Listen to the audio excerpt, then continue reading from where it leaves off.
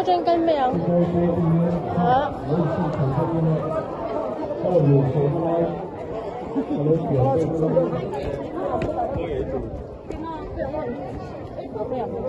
Cái chẳng cắt thức đơn nha.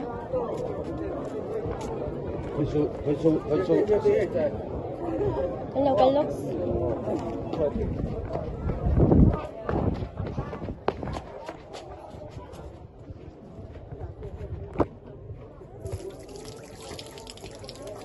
Hồi về mấy rồi làm phong không? Nhưng mà cái treo lúc cười. Ui, giờ thầy rồi nên là vết rồi.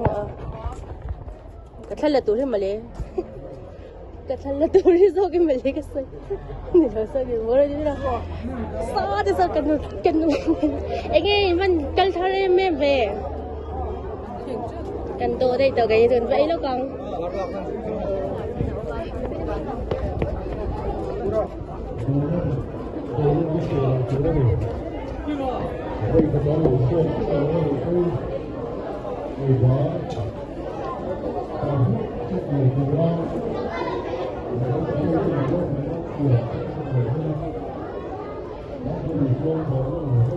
À tuy đó nè.